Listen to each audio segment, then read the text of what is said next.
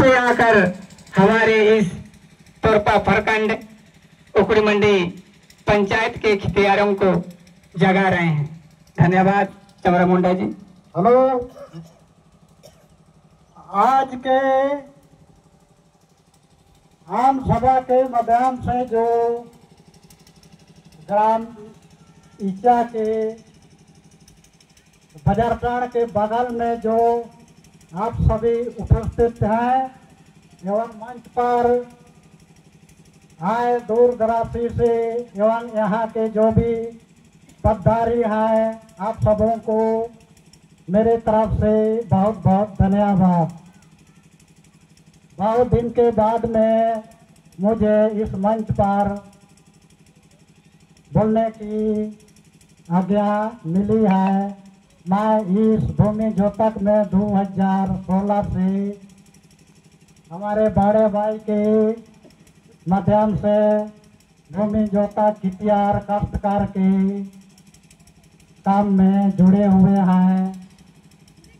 ये समझने की बात है कि आगे क्या होने वाला है, अभी क्या हो रहा है, इसके संबंध में विस्तार पूर्वक से हमारे बड़े भाई जी आप लोग को पीछे से बताएंगे। फिर भी थोड़ा बहुत मैं ये भारत संविधान के विषय पर सुना दे रहा हूँ कि हम लोग का देश क्या है, जिला क्या है, राज्य क्या है, पंचायत क्या है, किससे बना है। अगर गांव में जनता लोग ही नहीं रहेंगे तो किसको वोट देकर अधिकारी मंत्री राज्य को चलाने के लिए खड़े होंगे। तो हमारा भारत एक कृषि प्रधान देश है। इस देश में 6,08,484 गांव हैं। इस गांव में सबसे ज़्यादा खितियार काश्तकार रहते हैं। साथ में नाई, धोबी, बड़ाई इत्यादि रहते हैं। ये गांव को सुचारू रूप से चलाने के लिए गांव-गांव में ग्राम प्रधान से लेके वार्ड तक का एक पंचायत राज जब से लागू हुआ, इन लोगों का चयनित हुआ है।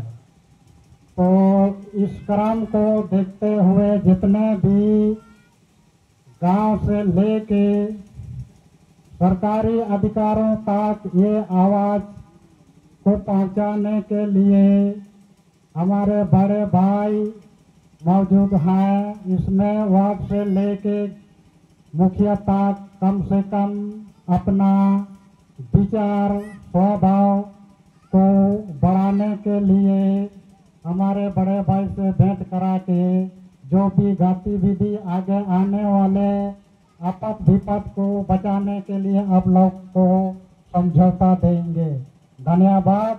मैं इतना ही कहकर अपनी वाणी को समापन करता हूँ। जितना भी श्रोतागण है, जय गुरुदेव। लभेर से आए हुए हमारे चमरा मुंडा जी हमारे खितियार भाइयों के सामने अपना बात बताए हैं को धन्यवाद करते हैं। चमरा मुंडा जी लखियार से अपना काम छोड़कर, अपना धंधा छोड़कर खूंटी जिला आए हैं। तोरपा प्रखंड के उखड़ी मंडी पंचायत में जो बैठक है उस पर हाजिर हुए हैं। आपको धन्यवाद।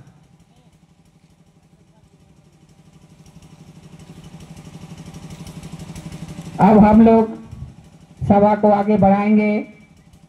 हमारे सिंहभूम जिले के मंगल सिंह मुंडा जी, उसका मन में भी बहुत दुख होगा।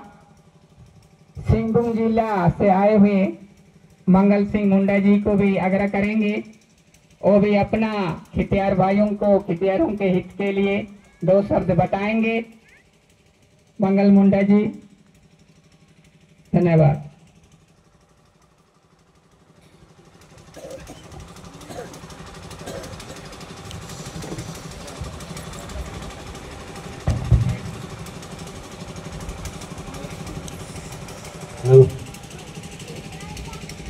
आज यहाँ चिया बाजार टाउन में उपस्थित सभी भाई बहनों को, मेरे माता पिता, बड़े बुजुर्ग, बुद्धिजीवियों को, सबको मेरे ओर से जय जोहर। मैं उतना पढ़ा लिखा नहीं हूँ कि मैं नेता लीडर नहीं हूँ। मैं एक दो शब्द में आप सबों को थोड़ा बहुत सुनाऊंगा।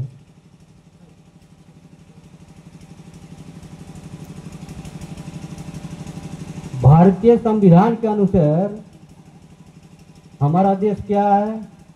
हमारा देश एक गांव का देश बना, गांव का राज बना और गांव का जिला बना।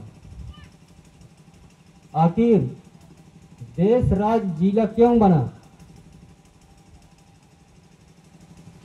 हमारे गांव अच्छा से भारतीयता के अधिकारों का संचालन के लिए बना या अंग्रेजता का अधिकारों का संचालन के लिए बना? भारतीयता संचालन चल सके। अगर भारतीयता का संचालन के लिए बना तो आज गांव के किटियारों को अंग्रेजता का अधिकार क्यों दिया? किसने दिया? किसने दिया ये अधिकार?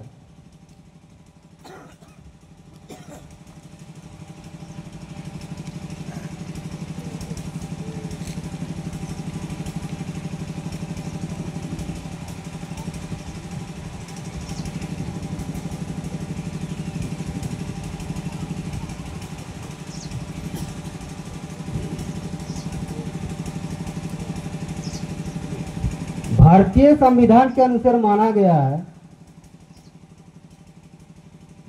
गांव में रहने वालों में अधिकतर किसान होते हैं। किसानों के अलावा गांव में कुम्हार, लोहार, गौला, बढ़ाई, नाई, धोबी आदि रहते हैं।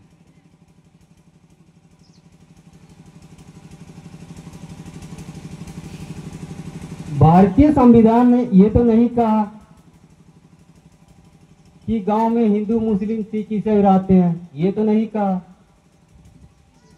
कि कहा है तो बोलिए, बताइए।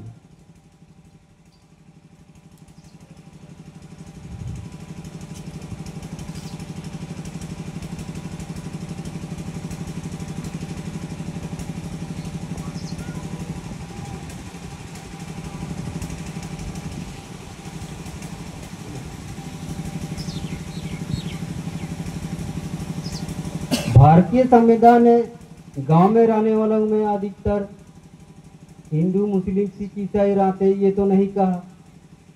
ना गांव में हिंदू, मुस्लिम नाम का दिए, नाम हिंदू, मुस्लिम, सिख, ईसाई का नाम दिया, ना उस नाम का काम दिया। काम भी दिया है तो सिर्फ उपासना का, और कोई काम नहीं।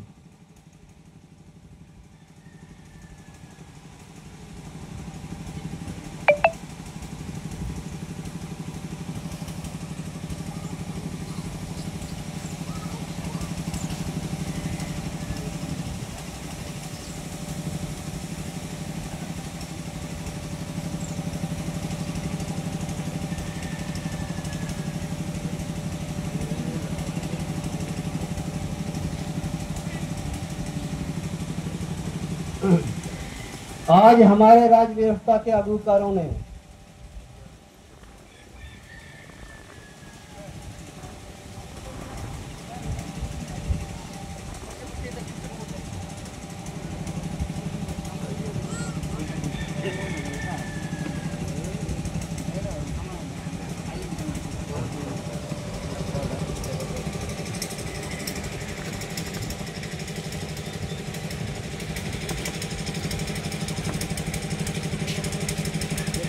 आज हमारे राज्य व्यवस्था के अगुकारों ने गांव के भूमिजतक किचर काश्तकारों को हिंदू, मुस्लिम, सिख, ईसाई का नाम कैसे दिया और उस नाम के काम को व्यक्तिगत धारा नियम पालन करने का अधिकार दिया।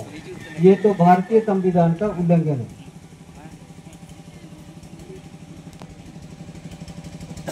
जबकि भूमि जोतक कितियार काश्तकार परंपरा से यानी सतयुग त्रेता द्वापर परंपरा से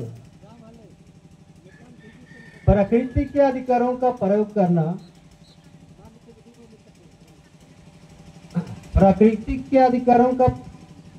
करना अपना धर्म मानते आए हैं और आज भी हम लोग मान रहे हैं।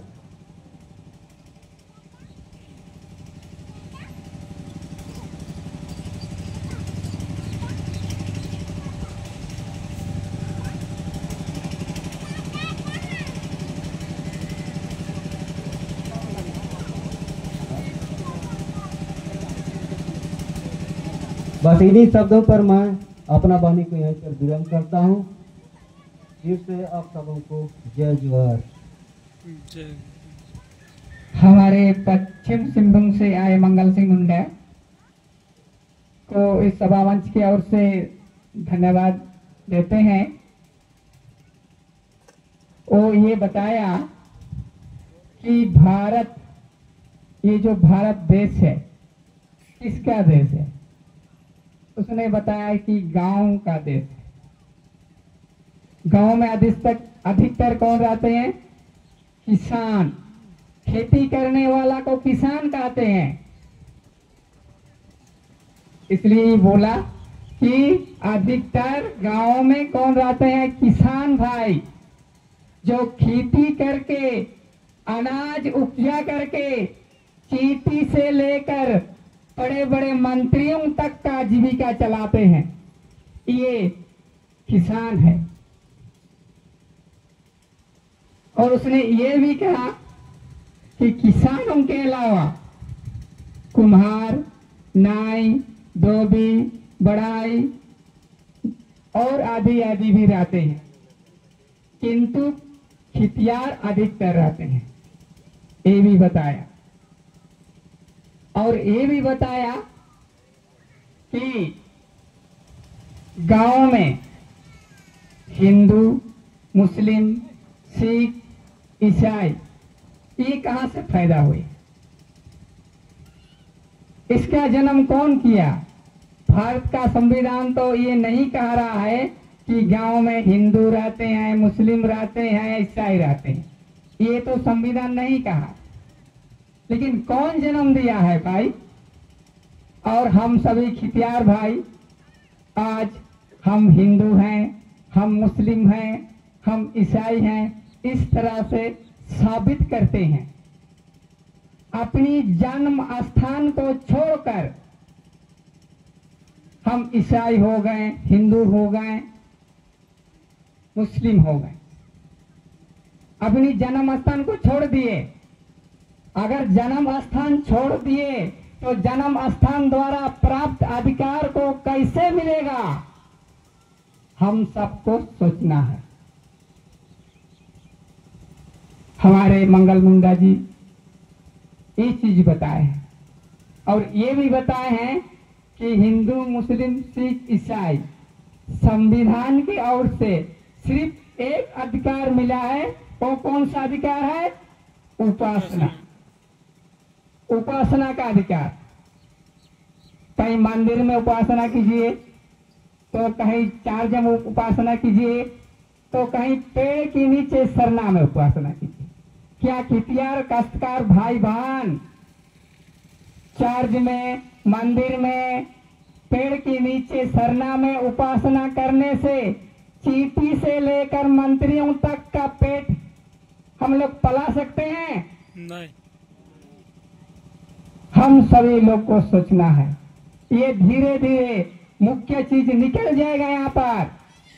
हम सब खेतियार किस दर्जा में आने वाले समय में किस दर्जा पर जन्म लेंगे, ये धीरे धीरे खुलासा होगा। जब खुलासा होगा तब हम समझेंगे कि किस रास्ते पर चल रहे हैं और किधर जा रहे हैं।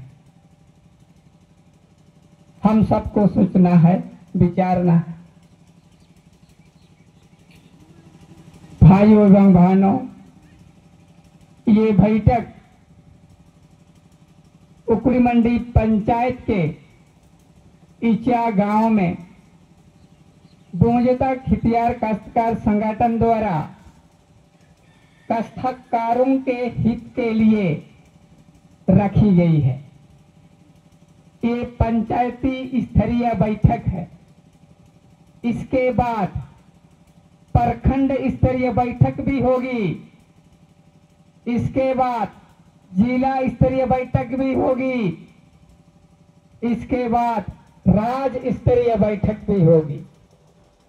हम सभी खितियार भाई बहन गांव के जिम्मेवारी सबको सोचना है, विचारना है कि आने वाली जो हमारी दुख है, हम बहुत ही ऐसी जगह पर पहुंच चुके हैं जो कगार के सामने अगर एक कदम बढ़ा देंगे तो नीचे खाई में गिर जाएंगे। ये इशारा में बताया जा रहा है, आप सबको सोचना है। कहने का मतलब ये है कि काश्तकारों का नाता ये भूमि से गहरा है, वही संबंध रिश्ता टूटने वाली है। इसी को कहते हैं मृत्यु। अब सभी लोग धीरे धीरे करके सुनते जाएंगे, समझते जाएंगे, दिल में रखते जाएंगे, समय आने पर काम में लगाएंगे। हमारे जितने भी भाई बहन, माता पिताएं, गांव के जिम्मेवारी, पंचायत के जिम्मेवारी, जितनी भी हमारे यहाँ के जिम्मेवारी भाई बहन हैं, जो पदधारी भी हैं। गांव में एक पदधारी ग्राम प्रधान है, वार्ड है, मुखिया है, सरपंच है, ये जिम्मेवारी वाले हैं। उसको कहते हैं कि क्या, राजनीतिक लोग। जब भारत आजाद हुआ 1947 को, तब क्या हुआ, 1949 को भारत का संविधान पारित किया गया। संविधान पारित क्यों करना पड़ा, ये भी हम लोग सोचना है। और 1950 को लागू की गई। इसलिए करना पड़ा कि गांव को सुचारू रूप से चला पाए, इसलिए संविधान लागू हुआ, पारित किया। लेकिन संविधान लागू होते ही क्या हुआ, संविधान लागू होते ही भारत की जनताओं में ही इस देश की संप्रभुता निहित हो गई। हर खितियार इस देश की संप्रभुता का अंश हुआ। अंश का मतलब क्या, इस धरती का टुकड़ा, इस धरती का टुकड़ा है खितियार भाई।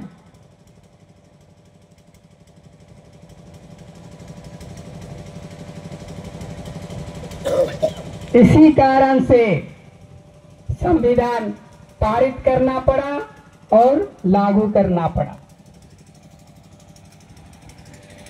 और भारत की जनता, गांव की जनता, देश की जनता इस भूमि का टुकड़ा होने के कारण, इस भूमि की टुकड़ा होने के कारण गांव के जिम्मेवारों को, जो हम राजनीतिक जिम्मेवारी कहते हैं, जैसे ग्राम प्रधान हुआ, वार्ड हुआ, मुखिया हुआ, सरपंच हुआ, हमारे एमएलए एमपी हुआ, अधिकारी कर्मचारी हुआ, ये जनताओं की रक्षा के लिए जिम्मेवारी मिला। ग्राम प्रधान को गरम सीमा की भूमि की राख रखाव के लिए मिला राजनीतिक अधिकार। मुखिया जी को जितना भी पंचायत सीमा की भूमि की राख रखाव के लिए जिम्मा मिले, इसी तरह हमारे एमएलए एमपी जो है वो पूरे देश की भूमि की सीमा के राख रखाव के लिए जिम्मा मिला। लेकिन हमारे जिम्मेवारी जिम्मेवारी भाई लोग, बहन लोग, माता पिता लोग क्या काश्तकारों की रक्षा, इस भूमि की रक्षा करते हैं कि नहीं करते हैं? मुख्य चीज ये है कि हम खितियार भाई बहन इस धरती के बिना 1 मिनट भी जी नहीं सकेंगे। इसलिए हम सभी भाई लोग को सोचना है, समझना है, बुझना है, ताकि हमारे मिले हुए जो राजनीतिक अधिकार मिला है उसको भी धीरे धीरे करके खत्म होने जा रहा है। इसलिए भूमि जोतक संगठन आज ही नहीं बल्कि 2012 से खितियारों को जगाने का, खितियारों को निर्देश देने का वादा किए हैं और करते भी हैं। लेकिन हमारे खितियार भाई, गांव के जिम्मेवारी भाई अब तक सोए हुए हैं। समय किसी का इंतजार नहीं करता, भले ही अब समय का इंतजार करना पड़ेगा, लेकिन समय किसी का इंतजार नहीं करता। इसलिए समय रहते हम सभी को जगना चाहिए, समझना चाहिए, ताकि आने वाली जो स्थिति है उससे बच पाए। जितने भी उपस्थित हैं हमारे खितियार भाई, गांव के जिम्मेवारी, पंचायत के जिम्मेवारी, प्रखंड के जिम्मेवारी, अंचल के जिम्मेवारी, चाहे देश के जिम्मेवारी जो भी हैं, आप सभी यहाँ उपस्थित होकर एक एक शब्द जो बताया जा रहा है उसको सुन रहे हैं, उसको दिल में रखिए। समय आने पर काम आएगा। भाइयों एवं बहनों, आप सभी लोग देखने में तो ये लग रहा है कि ये जय गुरुदेव लोग हैं, लेकिन तभी ही बताया गया है कि जय गुरुदेव शब्द क्या चीज है। जो भाई बहन उस समय इस बैठक पर नहीं पहुंचे थे उन लोग को नहीं सुना होगा। इसलिए फिर से मैं दोहरा रहा हूं, जो पीछे से आए हुए हैं वे मेरे माता पिता भाई बहन नहीं सुने होंगे तो सुन लीजिएगा। जय गुरुदेव का ये जो शब्द है उसमें 3 चीज है, 3 चीज। एक है जय, दूसरा है गुरु और तीसरा है देव। अच्छी तरह समझ लीजिए जय गुरुदेव नाम क्या चीज है, इसमें शंका संदेह नहीं होना चाहिए। नहीं तो कभी ये भी मन में सोचने को उठेगा कि लोग जय गुरुदेव लोग हैं, हम लोग को जय गुरुदेव करू आ रहा है। लेकिन नहीं भाई नहीं, वो चीज छोड़िए, वो चीज मत सोचिए। हम किसी को जय गुरुदेव नहीं बना सकते हैं, क्योंकि भाई वो तो इंसान है, इंसान। वो क्या जय गुरुदेव बनेगा? कोई बकरी अगर हम बैल बना देंगे ऐसा सोचेंगे तो कोई होगा? नहीं होगा। इसलिए इस सब को मत सोचिए। जय का मतलब होता है आधार सूचक शब्द। जैसे हम लोग बोलते हैं क्या, जय हनुमान, ये भी बोलते हैं, जय कृष्णा ये भी बोलते हैं, जय राम ये भी बोलते हैं। ये जय शब्द जो है वो है आधार सूचक शब्द। गुरु, उसके बाद आया गुरु। गुरु का मतलब होता है, उसमें 2 चीज छिपा हुआ है, एक तो गु और एक तो रू। गु का मतलब अंधकार और रू का मतलब प्रकाश। अंधकार से प्रकाश की ओर ले जा रहा है, उसको कहते हैं गुरु। तीसरा आ गया देव।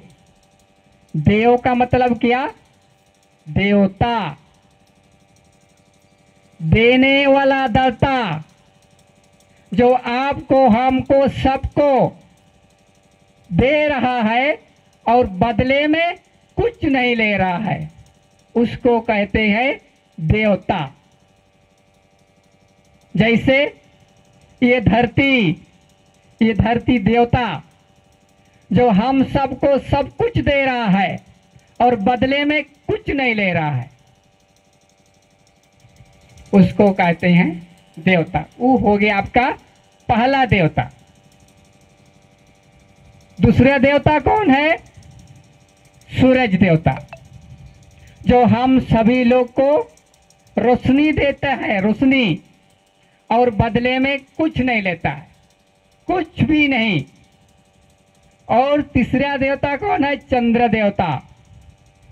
वो भी हम लोग को रात में क्या देती है? चंद्रमा, ऑक्सीजन, जो हमारे शरीर के अंदर हम लोग सांस के रूप में ग्रहण करते हैं। अगर सांस के रूप में ऑक्सीजन ग्रहण नहीं करेंगे तो एक सेकंड भी हम नहीं जी पाएंगे। वो है एक देवता। और फिर चौथा देवता कौन है? वायु देवता। वायु देवता जो आज देख रहे हैं बादल,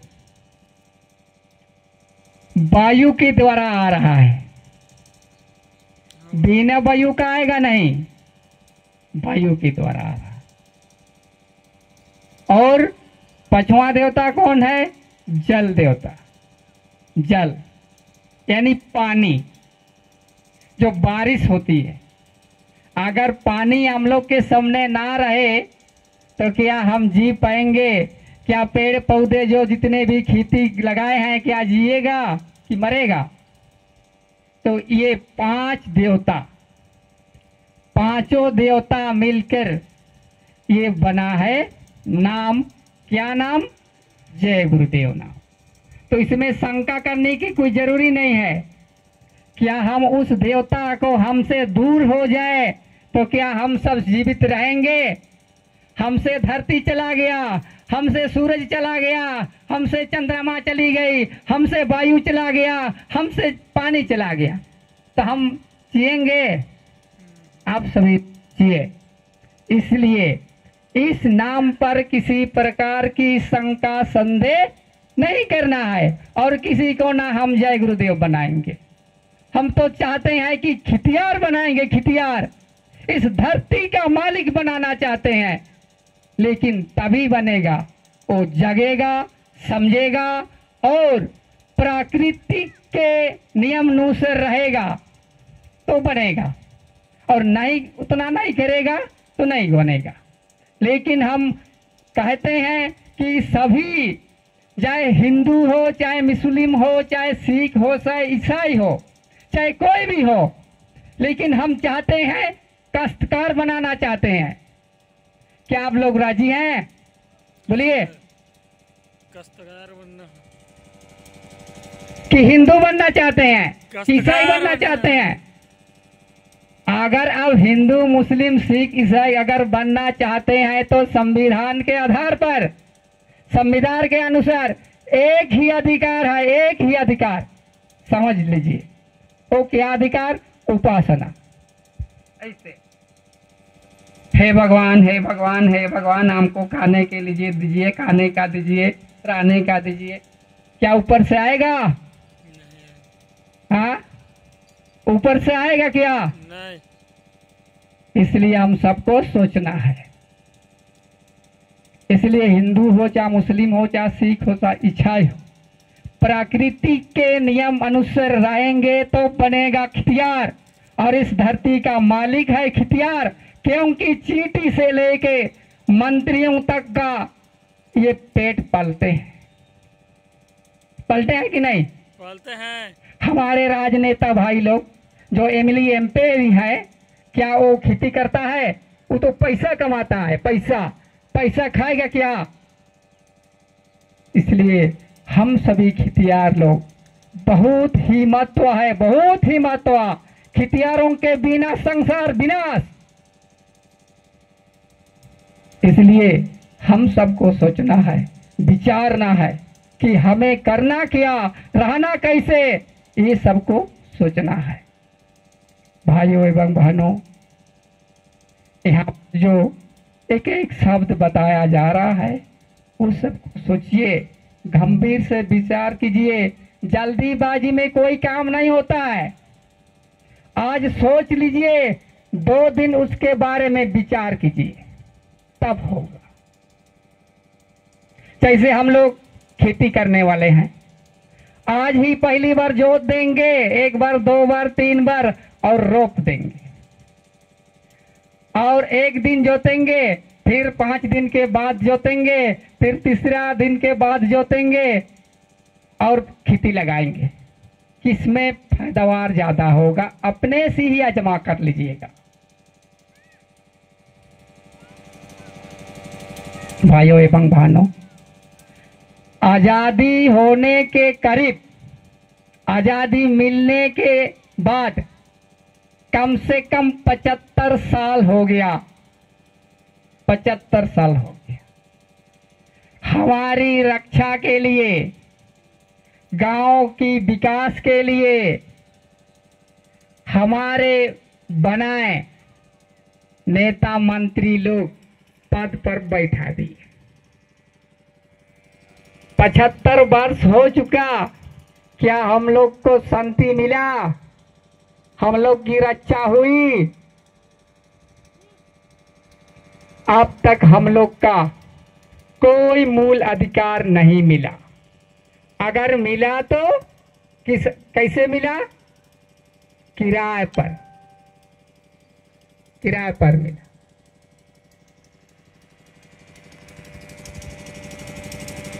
कुछ समय के लिए। किराए का मतलब क्या होता है? किसी दूसरे का आपको कुछ दिन के लिए दिया।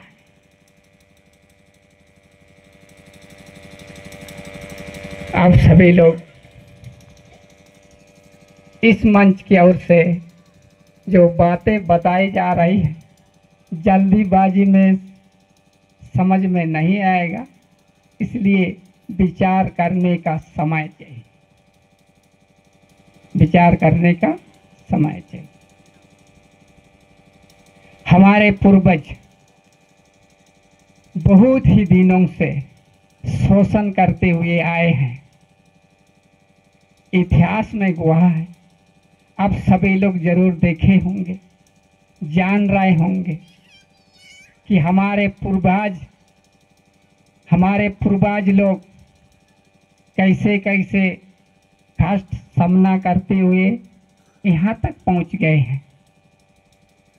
इतिहास कहता है कि 250 ईस्वी से लेकर आज तक हमें शोषण की जंजीरों में फंसे ही हुए हैं। बहुत सारा संघर्ष करते हुए भी पूर्ण रूप से हम अभी स्वतंत्र नहीं हैं। भाइयों बहनों, माताओं, पिताओं, थोड़ा सा मैं फिर बताना चाहूँगा, उसके बाद किसी हमारे भाइयों को बताने के लिए आदेश दूंगा। भाइयों एवं बहनों, बहुत ही विचित्र और सोचने से, याद करने से आंखों से आंसू गिरने लगेगा। हमारे पूर्वज लोग बहुत ही संघर्ष किए, बहुत ही संघर्ष करते हुए आए हैं, तभी हम लोग यहाँ पर टिके हैं। दूर की बात छोड़ो, 8वीं सदी तक का तो कम से कम हम लोग याद करना चाहिए, जो भगवान बिरसा छोटनागपुर के लिए कितना कष्ट झेला, इतना तो हम लोग को जरूर जानना है। हमारे भगवान बिरसा मुंडा के द्वारा ये छोटानागपुर टेनेक्सी एक्ट बना। किसके द्वारा? भगवान बिरसा मुंडा के द्वारा ये छोटानागपुर टेनेक्सी एक्ट बना, जो हमारे लिए बहुत ही महत्वपूर्ण है, बहुत ही महत्वपूर्ण। तो हम सबको उस सबको याद करना है कि हमारे पूर्वज लोग कैसे कैसे करके यहाँ तक हम लोग को पहुंचाया है।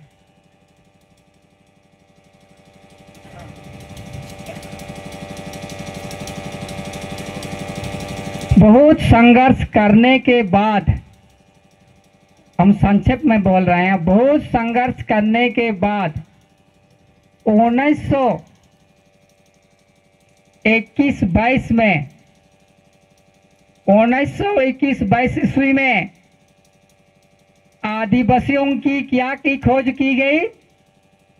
संस्कृति की खोज की गई। उसका रहन सहन कैसे, उसका खान पान कैसे, उसका क्या चीज मानते हैं, कैसे रहते हैं, इसी को कहते हैं संस्कृति, उसका मर्यादा। उस खोज के आधार पर क्या हुआ? 1931-32 में क्या मिला हम लोग को? जीवन यापन का एक अधिकार मिला, एक आधार मिला, केवल जीवन यापन का, कि तुम काम करो और खाओ, काम करो और खाओ, बस इतने। 1921-22 में काश्तकारों का, किसानों का, आदिवासियों का संस्कृति की खोज की गई और उस आधार पर 1931-32 में जीवन यापन करने का एक आधार मिला, लेकिन स्वतंत्रता नहीं मिला।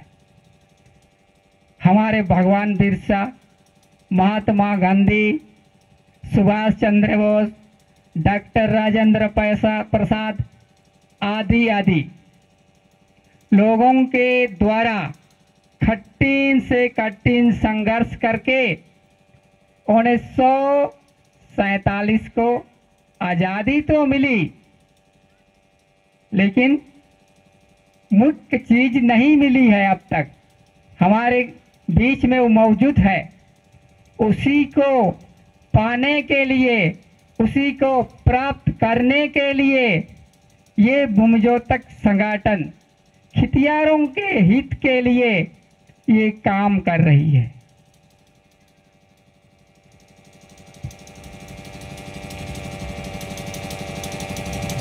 हम सब सोचना है, विचारना है, समझना है कि ये गर्म सीमा की जो भूमि है,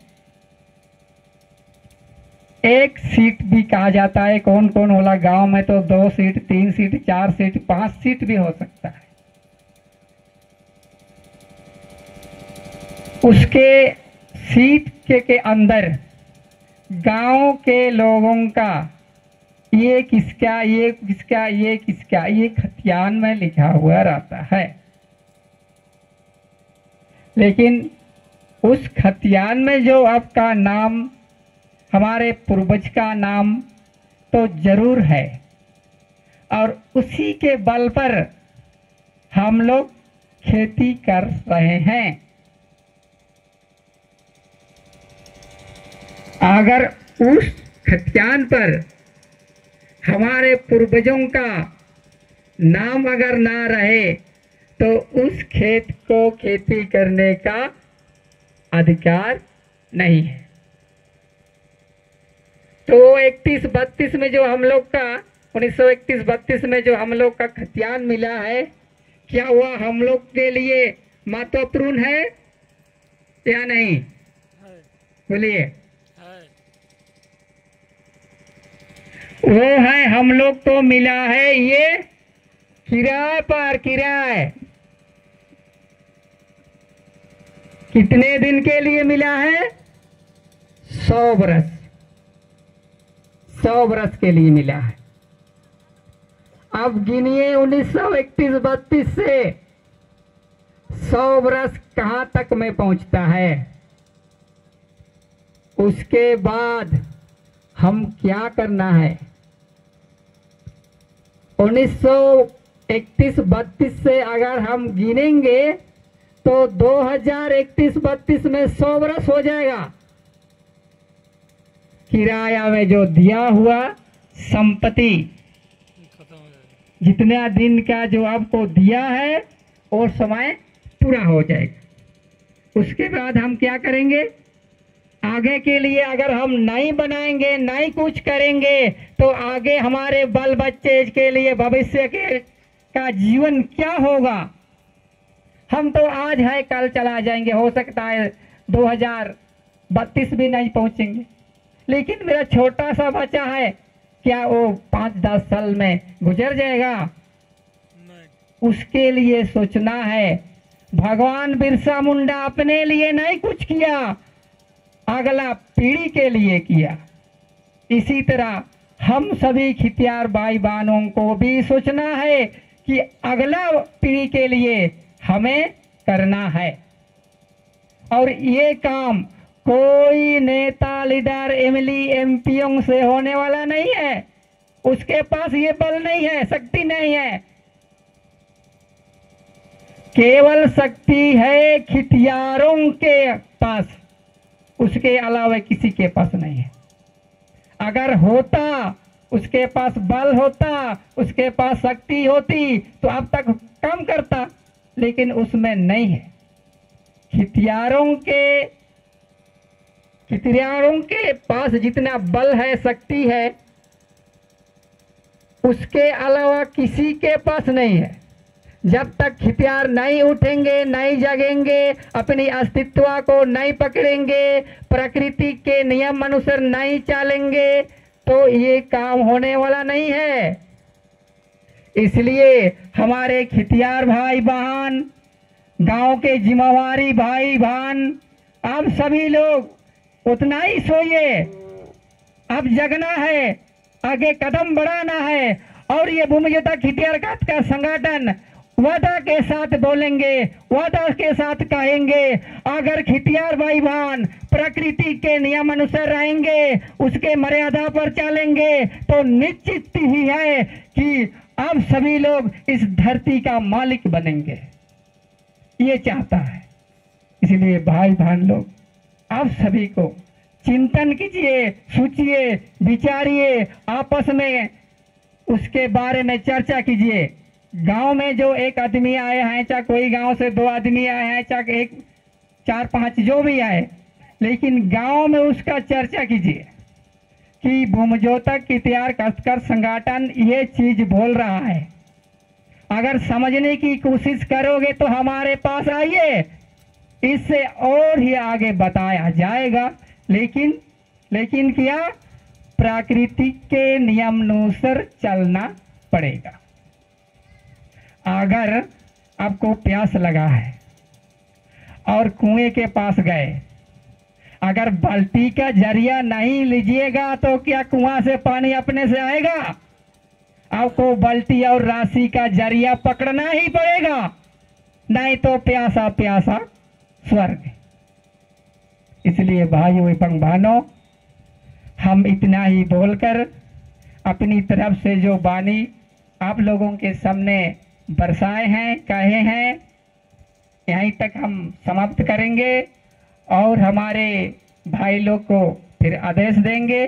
वो अपने विस्तार रूप से बताएंगे, समझने की कोशिश करेंगे और अमल करेंगे, नियम अनुसार रहेंगे, संत रूप से बैठ करके सुनेंगे और ज़्यादा समय नहीं लेंगे। कम से कम और 1 घंटा हम लोग यहाँ पर रहेंगे, उसके बाद हम सब यहाँ से छुट्टी मिल जाएगी। तो हमारे बड़े भाई से प्रार्थना है, आग्रह है, हमारे किसान भाइयों को, हमारे गांव के जिम्मेवारियों को, पंचायत के जिम्मेवारियों को दिशा निर्देश कराइए, ताकि आने वाली जो गंभीर स्थिति है उससे हम अपने पैरों में खड़ा होकर सामना कर सके। तो हमारे गुंजतक समूह के सदस्य, हमारे बड़े भाई चंदकू मुंडा जी को आमंत्रित कर रहे हैं, वो अपना विचार हथियारों के प्रति व्यक्त करेंगे। जय गुरु।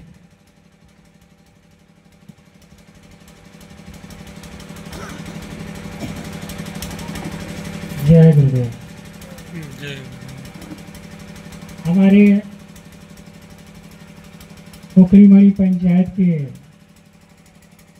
जितने भी ग्रामीण जनता का ये पालन पोषण करने वाले हमारे ग्राम प्रधानों और ग्रामीण जनता का शासन और प्रशासन का कार्य संभालने वाले उनके सहयोगी सदस्यों का और हमारे ग्राम पंचायत के जितने भी प्रतिनिधि हैं उन सबको भूमिगत समूह की ओर से हम हार्दिक बधाई देना चाहते हैं। जय गुरुदेव। एक गांव के ग्रामीण जनता जो भी हैं वो परंपरा से प्रकृति पर आस्था विश्वास लगाए हुए हैं। प्रकृति के आस्था विश्वास के साथ कितने कितने दिनों से इस धरती पर भटक रहे हैं। प्रकृति के बिना इनका कोई आधार एवं अस्तित्व नहीं है।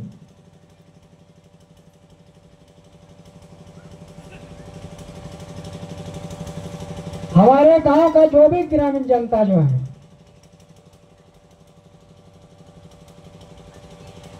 प्रकृति के अधिकारों पर आस्था विश्वास रखने वाले हैं। हमारे जो भी जितने भी गांव के ग्रामीण जनता हैं वह प्रकृति पर यानी प्रकृति के अधिकारों पर आस्था विश्वास रखने वाले हैं। वो गैर प्रकृति के अधिकारों पर आस्था विश्वास रखने वाले नहीं है। और प्रकृति के आस्था विश्वास के साथ आज विभिन्न गांव टोलों मोहल्लों से आकर के आज हमारे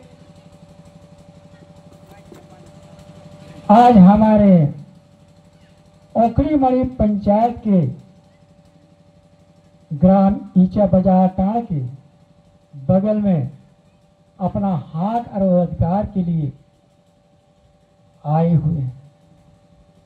देखिए हमारे जो भी हमारे ग्रामीण जनता हैं उनको दुख है, तकलीफ है, और इन सारे दुख तकलीफ को दूर करने वाले हमारे गांव के जितने भी प्रतिनिधि हैं, हमारे पंचायत के जो प्रतिनिधि हैं, उसी के हाथ में सारा ताला चाबी है। हमारा भारत का इतिहास बताता है कि आज से नहीं, बहुत परंपरा से ये बताता है कि हमारे सतयुग में इस प्रकृति से जीने खाने का अधिकार 1 लाख वर्ष की थी। हालांकि सतयुग का आयु तो 17,28,000 वर्षों की थी, लेकिन इस धरती से जीने खाने का अधिकार 1 लाख वर्ष के लिए मिला था।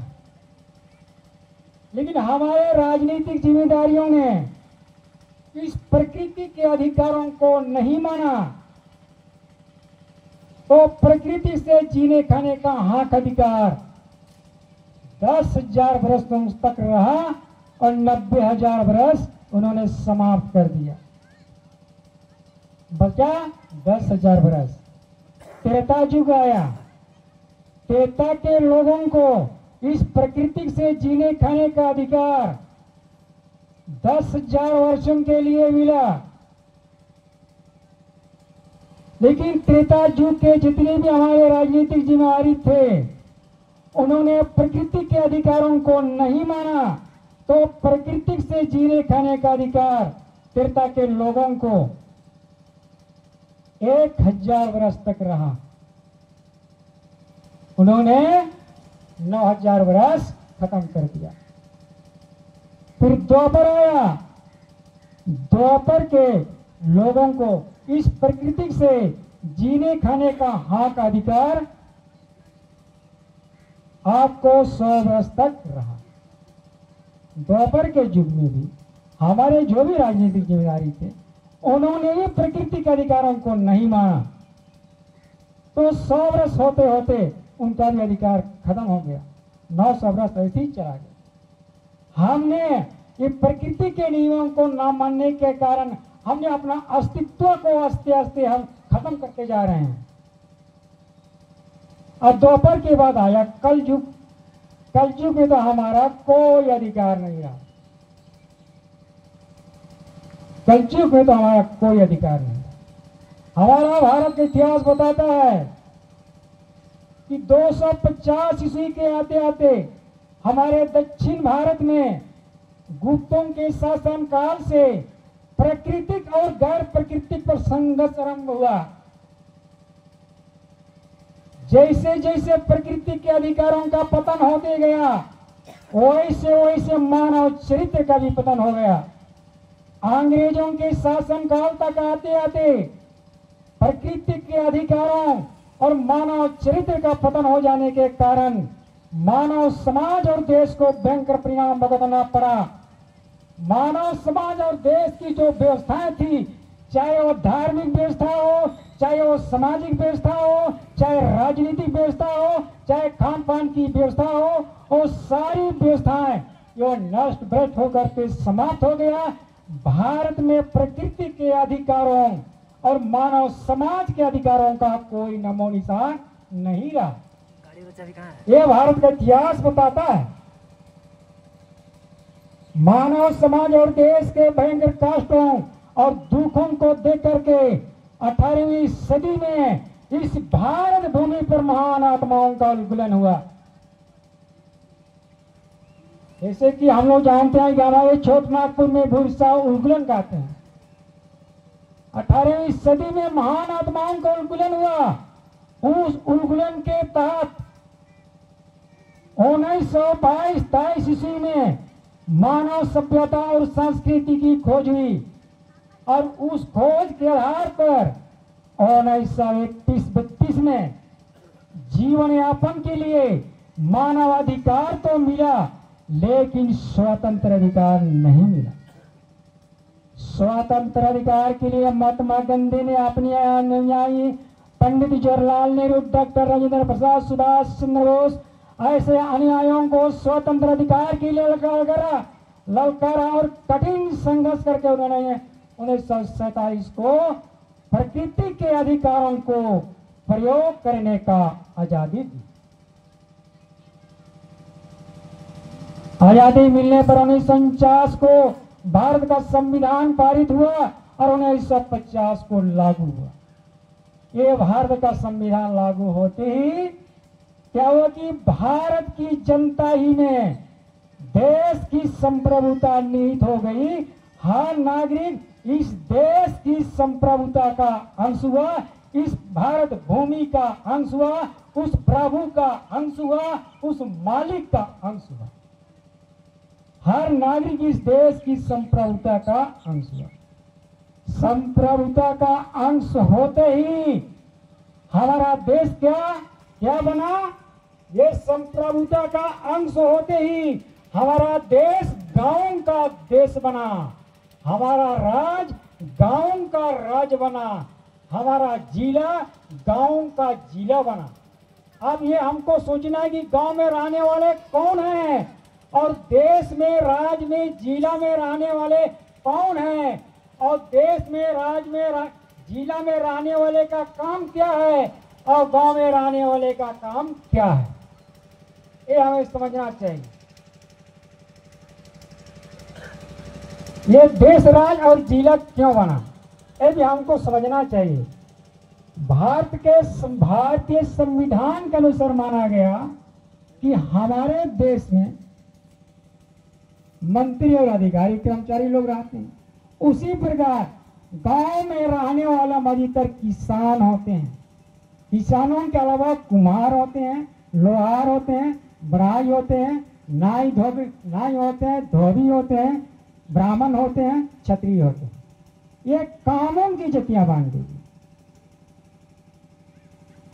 ये कामों की जतियां बांध दी। लेकिन ये भारत का संविधान या नहीं कहा, हो सकता है 1947 के पहले जो भी थे, लेकिन आजादी के बाद में ये कहा गया या कोई भी भारत का नागरिक या कोई भी विदेश का नागरिक अगर भारत में 5 साल से रह रहा हो, उसको भारत की नागरिकता मान लिया जाएगा। ये सबको भारत का नागरिक मान लिया गया और उनको गांव में जन्म दे दिया। गांव में जन्म मिलने के बाद में सारा अधिकार व्यवस्था बन गया। लेकिन आज हमारे नेता लीडरों ने क्या किया, वैसा बना दिया कि सारे खितियारों को, किसी को हिंदू बनाया, मुस्लिम बनाया, सिख बनाया, ईसाई बनाया। अरे लो रे, तुम मंदिर में पूजा पाठ करो, तुम मस्जिद में अल्लाह खुदा का इबादत करो, तुम सरना में इसका ये करो, चर्च में ये करो, सबको फंसा दिया उसी में। और ये अपना हमारा जो अधिकार था वो अपने हाथ में ले लिया। अब तो हम फंस गए, अब उसे हम छोड़ना नहीं चाह रहे हैं। हमारा अधिकार को हमने छोड़ दिया और दूसरे का अधिकार को हमने पकड़ लिया। अब ये हमारा धर्म है, ये हमारी धर्म है, उसी धर्म पर हम लड़ रहे हैं। कोई कहता है हमारी धर्म अच्छा है, क्या ये अब खेती करना क्या पाप है? इसी को कहा गया है मानव धर्म। काश्तकारी अधिनियम के अनुसार प्रकृति के अधिकारों का प्रयोग करना ही मानव धर्म माना गया। ये काश्तकारी अधिनियम के अनुसार प्रकृति के अधिकारों का प्रयोग करना ही मानव धर्म माना गया। प्रियों, आज हमने दूसरे का चीज को पकड़ करके हमने अपना अधिकार को छोड़ दिया। कितने हमारे पर, इतना हमारे ऊपर, हमारे बल बच्चों पर कितना झंझट हुआ, कितना तकलीफ हुआ, और आज भी हम तकलीफ झेल रहे हैं। अब हमारे नेता लीडर लोग कहते हैं कि जल जंगल जमीन हमारी है, लेकिन ये कहिए कि जल जंगल जब हमारी है तो जल जंगल जमीन के अधिकारों का प्रयोग करना अपना धर्म तो मानना चाहिए, अपना धर्म तो मानना चाहिए। वह तो राम, कृष्ण, ईसा, मोहम्मद और बिरसा मुंडा जैसा सारी शक्तियों के अधिकारों का प्रयोग करना अपना अपना धर्म स्वीकार कर लिया। ये प्रकृति के अधिकारों का प्रयोग करना तो हमने छोड़ दिया। हमारे पूर्वज सारा काम किया, सारा चीज वो लोग कर लिया, लेकिन हमारे पूर्वजों का बात को हम लोगों ने नहीं माना। हमारे भगवान बिरसा मुंडा जब हमारी इस प्रकृति के लिए लड़ा, लेकिन अब हम बिरसा मुंडा को हमने भगवान मान लिया, लेकिन प्रकृति को हम भगवान नहीं माने। ये हमारी भूल हुई। उसी प्रकार सारा संसार इसी जाल में फंसे हुए हैं। तब हमें सोचना है और समझना है कि आगे कैसे हम लोग चलेंगे। मैं तो आप लोगों को एक इशारा बता रहा हूं कि चलिए भाई, कम से कम इस प्रकृति का आम खाते हैं तो उसका गुणगान भी करना चाहिए। अब कितना दिन तक हम लोग गुलामी झेलेंगे? अब सहा नहीं जाता है, अब समय भी आ चुका। अब इसको काम करने के लिए अब हम लोगों को आगे बढ़ना है। अब थोड़ा सा ज्यादा तो नहीं बोलेंगे, अब समय भी हो रहा है, इसलिए गाना के माध्यम से थोड़ा बहुत हम एक गाना भी सुना दे रहे हैं। ज्यादा आज का हमारा उतना चर्चा नहीं करेंगे। कितना समय में? अच्छा ठीक।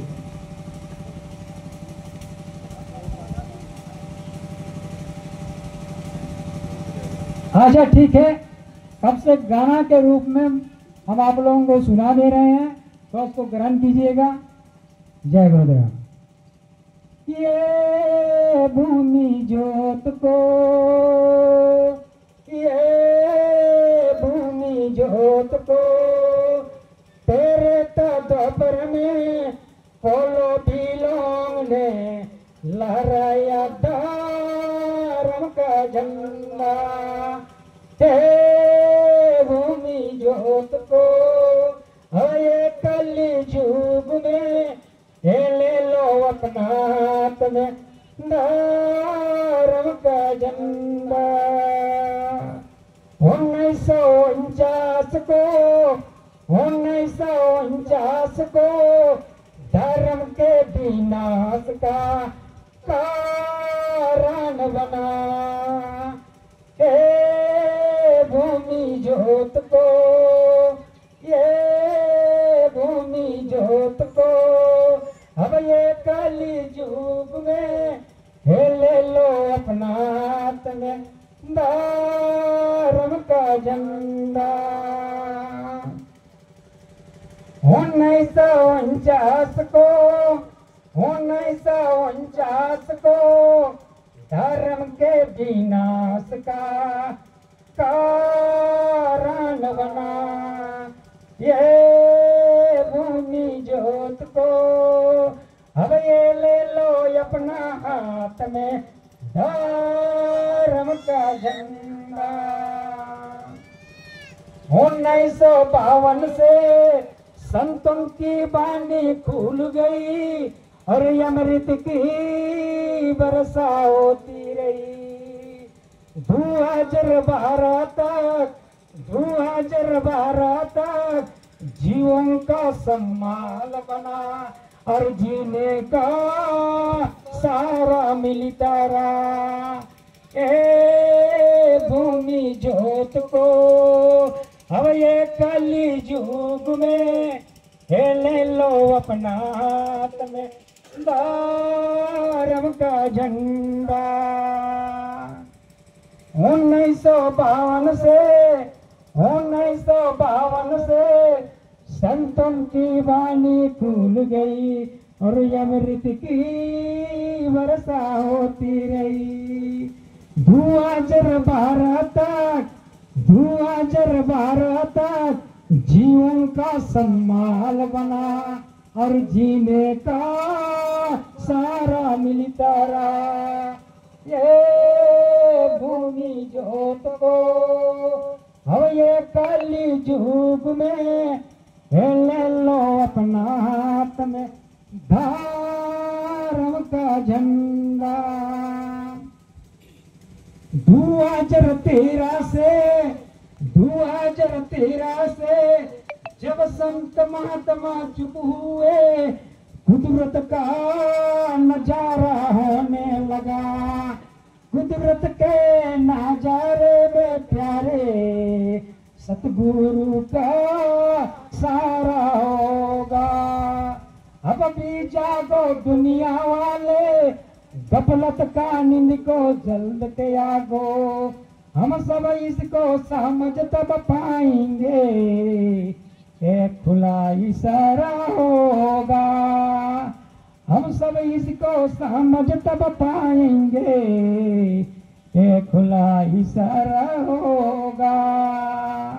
अब प्रकृति का नंगन नित्या होगा, त्राही मन चिल्लाएंगे। काहे जिस धरती की अंतिम सुन लो, वो बचने का इशारा होता है। अगर बद संतों की मानी जो होती, तो सर पे ये मुसीबत ना आती। देशवासी ये भाई अपने, ग्रामवासी ये भाई अपने, तो भर की निठानी क्यों हम सब ने दाया मेरा सेवा सब कुछ हमारे में होती, तुम ना देख उनकी ये बाई ना होती। घट घट में इंसान के रहता भगवान, और इसकी नहीं हम सबको है कोई पहचान। अगर दिल भावन में सफाई जो होती, तो ये मंदिर और मस्जिद बनाई ना होती। जय गुरुदेव, जय गुरुदेव, जय गुरुदेव, जय जय गुरुदेव। गुरुदेव। जय गुरुदेव नाम कोई इंसान का नाम नहीं, प्रभु वो प्रभु का नाम है जय गुरुदेव। हमारे भाइयों ने पहले बोला था ये जय गुरुदेव नाम क्या है, उसके बारे में समझाया कि जय तो ये आदर सूचक है, ये सम्मानित शब्द है। कोई जय सरना नहीं बोलता है, कोई जय हनुमान नहीं बोलता है, उसी प्रकार ये जय रखा गया है, ये आदर सूचक सम्मानित शब्द है। उसके बाद गुरु आया, गुरु का मतलब होता है अंधकार और रू का मतलब होता है प्रकाश। अंधकार से प्रकाश की ओर ले जाने वाले को कहते हैं गुरु, यानी अधिकार को अधिकार की ओर ले जाने वाले को कहते हैं गुरु, यानी पाप से पुण्य की ओर ले जाने वाले को कहते हैं गुरु। उसके बाद आया देवता, यानी देने वाला। ये पहला देवता हुआ हमारी धरती, दूसरा देवता हुआ हमारी सूरज, तीसरा देवता हुआ चंद्रमा, और चौथा देवता हुआ वायु, और पांचवा देवता हुआ जल। अरे भाई जय गुरुदेव नाम मत लो, लेकिन कम से कम जल जंगल जमीन तो लो। ये जल जंगल जमीन हमारी, इस प्रकृति का नियम तो हम लोगों को करना ही पड़ेगा, तभी हमारा जीविका आगे रहेगा, वरना अब खत्म होने वाला समय आ गया। इसलिए हमारी कहना है कि जितने भी हमारे कुकड़ी मड़ी पंचायत के तमाम हितैषी भाई बंधु हैं, और हमारे जितना भी हमारे ग्राम, हर ग्राम के हमारे ग्राम प्रधान हैं और उनके सहयोगी सदस्य हैं, और तमाम हमारे जितने भी पंचायत के प्रतिनिधि हैं, वो अपना पंचायत के हर चीज को, जितने भी बुराई हैं उन बुराइयों को आस्ते आस्ते खत्म करवाइए, तभी हम लोगों का जीवात्मा जगेगा, यानी हमारा जनता जगेगी। और सब जितना भी सब बुराई में फसल रहेंगे तो आस्ते आस्ते समय आते आते सारा चीज खत्म हो जाएगा, हम लोग ऐसे ही पड़े रह जाएंगे। इसलिए सारे जनता लोगों को अब ये सोचना है, समझना है, हमारे गांव के जितने भी ग्राम प्रधान हैं, उनके सहयोगी सदस्यगण हैं, हमारे पंचायत के जितने भी हमारे प्रतिनिधि हैं, उनको अपना पंचायत को बचाने के लिए, गांव को बचाने के लिए अब अच्छा विचार की जरूरत है। ठीक है, जैसा भी हो, थोड़ा सा मतलब आस्ते आस्ते आस्ते इन सबको कंट्रोल करने की बात है। जो बुराई चीज है उसी को कहा गया है विदेशी संपत्ति, और जो भी अच्छी चीज है उसी को कहा गया है भारत की संपत्ति। यानी आदिवासियों में कहा गया है माता पिता की संपत्ति, और इसको कहते हैं विदेशी को संपत्ति को कहते हैं ससुर की संपत्ति, जिसी को कहा गया है अंग्रेजियत। भाषा में तो है अलग अलग, कोई जो को भी बोलता है, तो कोई इमली भी बोलता है, कोई खटाई भी बोलता है। उसी प्रकार से हर चीज संविधान के अनुसार हर प्रकार का भाषा में बतला गया है।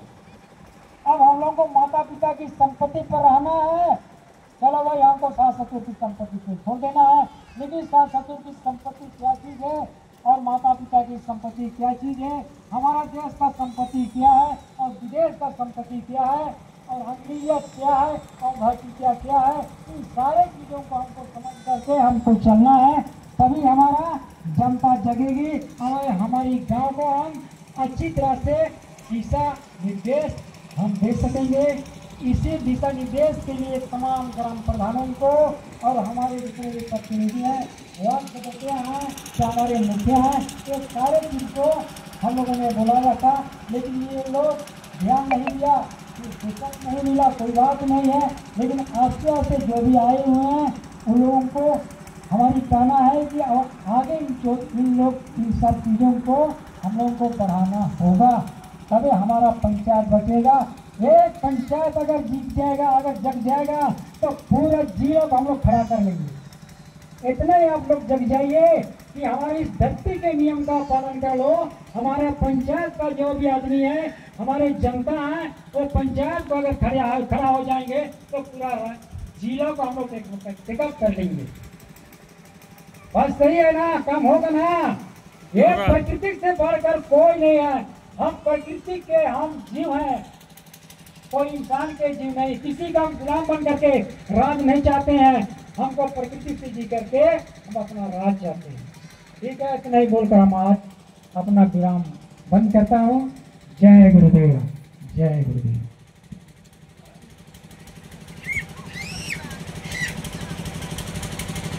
हमारे बड़े भाई चंदू मुंडा जी खेतियार काश्तकारों को और गांव के जितने भी जिम्मेवारियों को दिशा निर्देश करते हुए उन्होंने बताया, इसलिए इस भूमि जोतक समूह के ओर से धन्यवाद देते हैं। हमारे यहाँ के जितने भी भाई बहन लोग हैं तो इस मीटिंग पर, इस बैठक पर उपस्थित हुए हैं, तो भूमि जोतक खेतियार काश्तकार संगठन थोड़ा बहुत नाश्ता के रूप में कुछ खाने का इंतजाम किया है, इसलिए हम लोग प्रसाद के रूप में लेकर भी जाएंगे। अब सभा तो यहीं समापन होने वाली है, इसलिए जितने भी उपस्थित हुए हमारे खेतियार भाई बहन उपस्थित हुए हैं, वे प्रसाद लेकर ही जाएंगे। हमारे दलतनगंज से आए हुए हमारे बड़े भाई वो 2 शब्द बोलना चाहते हैं, वो हम सबों के बीच बोलेंगे, हम सभी ध्यान से सुनेंगे। जय गुरुदेव नाम प्रभु का। जय गुरुदेव। जय गुरुदेव। तो आज आपके पंचायत में जो भूमि जोतक का सदस्य हैं, आज आपके सामने आकर के विचार विमर्श रखे। यहाँ से जाने के बाद आप लोग आपस में विचार कीजिएगा कि ये जय गुरुदेव जो आए थे केवल अपना ये स्वार्थ को पूरा करने के लिए नहीं। यहाँ पर आप जो भीड़ देख रहे हैं कि हम लोग भीड़ लाए हैं आपको जय गुरुदेव में लाने के लिए नहीं, आपको इस प्रकृति से जुड़ना है, इस प्रकृति के अधिकार के बारे में जानना है, मानना है। तो जब आप मानेंगे तो स्वाभाविक है कि आपके घर परिवार के लोग मानेंगे, आसपास के लोग मानेंगे, धीरे धीरे करते करते एक पंचायत मानेंगे। इसी तरह धीरे धीरे करते करते हो सकता है कोई जिला तक बढ़ जाएंगे। तो जब तक आप नहीं मानेंगे तो कभी भी आपको व्यवस्था मिलने वाला नहीं है। आपको व्यवस्था देने के लिए आजादी के बाद से जो भी राजनीतिक व्यवस्था को, राजनीतिक अगुवाकार लोग को जो व्यवस्था बनाने के लिए दिया गया था, आज सोच लीजिए 1947 से अगर देखा जाए तो आज 2025 चल रहा है, तो 70-75 से ऊपर हो गया साल, और अभी तक जितने भी जनता हैं आज जो है उनके भाषण सुन करके, उनके आश्वासन को सुन करके एक अंगुली का जो आपका महत्वपूर्ण जो है योगदान, ये बहुत बड़ा आपका काम करता है। उनको चाहे तो सरकार को आप बना सकते हैं और आप चाहे तो उनके सरकार को खत्म भी कर सकते हैं, क्योंकि उनको दिया गया था आपके अधिकार के बारे में बताने का, आपके अधिकार के बारे में सारा चीज जो है उनका पहुंचाने का, लेकिन आज तक आपके यहाँ तक नहीं पहुंच पाया, आपका अधिकार नहीं मिल पाया। तो उस अधिकार को दिलाने के लिए हमारे भूमि जोतक काश्तकार संगठन जो है उस काम को करने के लिए तैयार है, लेकिन उसमें आप सभी की जरूरत है। जब तक आप साथ नहीं देंगे तब तक हम भी कुछ नहीं कर पाएंगे।